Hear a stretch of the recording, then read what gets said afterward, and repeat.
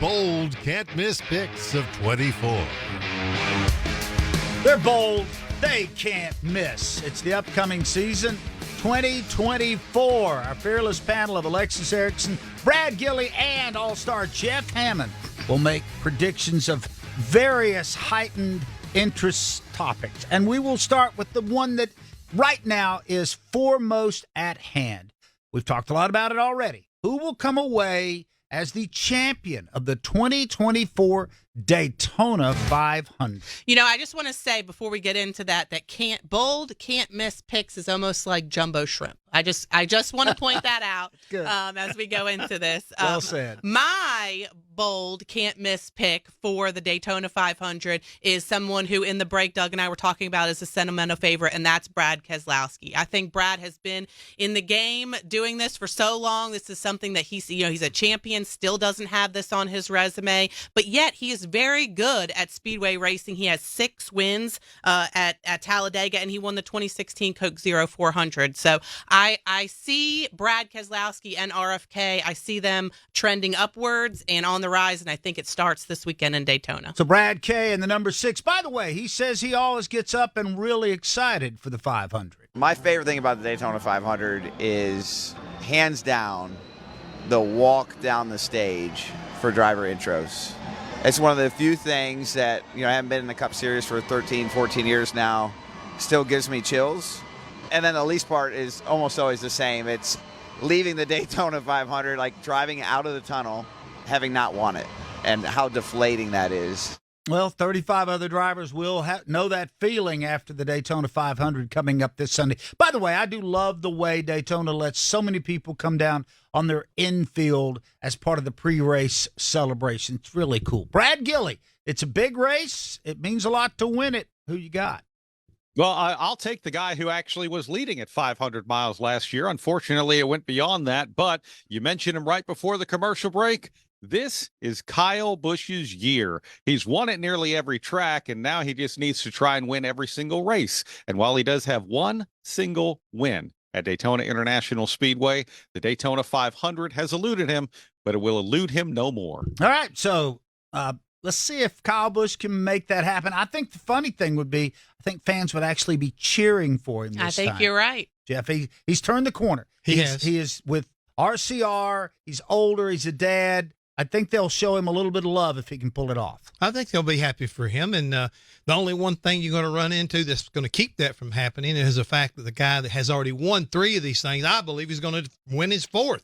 And that's Denny Hamlin. He's got some momentum on his side, and he is so good, folks. I hate to tell you, he is one of those guys that can see things happening long before a lot of other people do and puts himself in the right position to be able to win this big race. He's the only guy that I feel like in the field this weekend that you got to really worry about. Going for his 4th Daytona 500 with his worst haircut ever.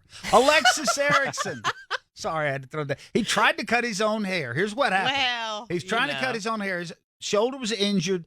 He set the clippers on setting 5, except it wasn't setting 5 for a haircut. It was setting 5 for trimming your beard. So that's why. Well, let's all start a GoFundMe so that Brad can go get a haircut from the hairstylist. Well, the thing is right now, I'd like to point out, I only known one other driver that tried to cut his hair in the history of NASCAR, and that was Darrell Waltrip. So they need to stick with what they do. But go with what you know. All right, who's going to win the most races this year? Last year it was William Byron. He won a half dozen. So this is the one pick that I have that I'll say is probably not that bold. I'm going to go with Kyle Larson. In the same organization as who won the most races last year, William Byron, but I think it's going to be Kyle Larson this year. I just feel like, when you talk about skill on every different kind of track, he is there, and having the backing of HMS is only going to propel him to lots of wins in 2024. Brad Gilly, Alexis likes Kyle Larson. Who are you thinking about for most wins in 2024?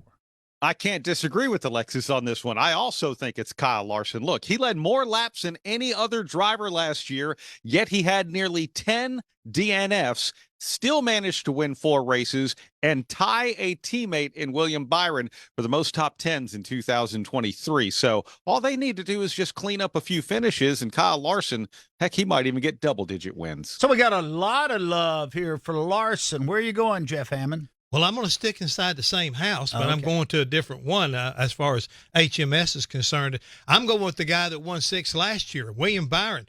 I mean, the kid is getting better each and every year, and I think with Rudy Fugel at the helm, they're not going to be backing up. They're going to be moving forward. I look for them to do 6 again and be one of the guys you got to deal with before the end of the season in Phoenix. The builder of Legos. It is William Byron trying to add on to his. I love that. I just love the fact that he puts together Legos. Do you remember, I don't know, several months ago when you said we need to get a nickname for William Byron needs a nickname because Willie B isn't cutting Right. it? Well, I vote for the builder of Legos. I love William that. Byron. Can we not just call him Lego? It could. Just go, it's probably trademarked. And, why not? Probably. and my grandkids would love that because Yep. they love Legos. Yep. You ever stepped on them in the middle of the night? Ouch. Ooh.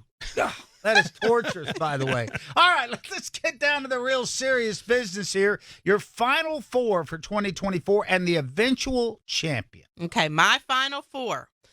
Kyle Larson, because he's going to win the most races, so of course you got to throw him in there. Byron, I think, I don't think he's going to have the most wins, but I think he's going to have another fantastic year. He is really coming into his own, so he's going to be part of my final 4. Logano, because every even year Joey Logano is in, and it's 2024, so let's put him in it as well. And then Hamlin, and this is my boldest prediction.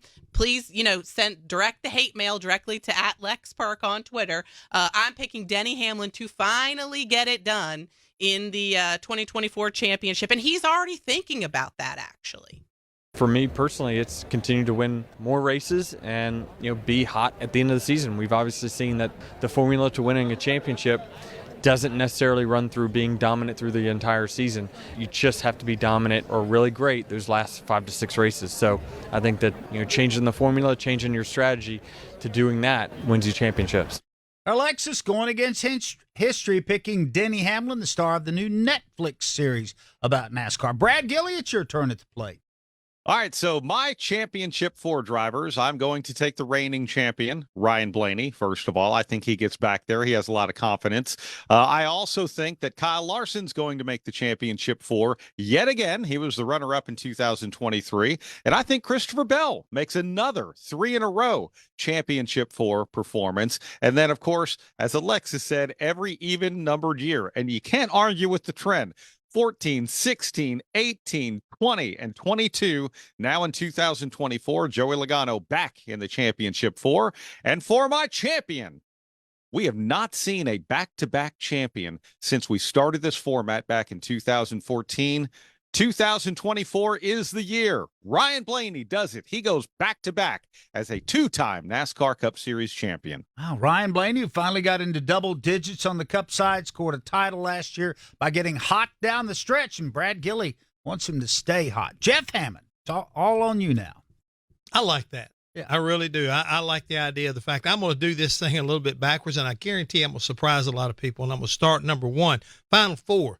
Brad Keselowski. I think he gets a win this year, and he gets it all figured out, and he winds up getting that final 4, along with Tyler Reddick. I think his young man has got a ton of talent. He's determined, and I think they're starting to figure out, how do we get in the final 4? You got to keep your nose a little cleaner and work at getting good finishes in the final 10. Also, we're looking at Kyle Larson. I think the HMS guys are always going to be strong. This is going to be a great battle all the way down to the end of the year. With his teammate, William Byron, Mr. 6. I think he's going to get 6 more wins again in 2024. And in the end, he is going to wind up wearing the crown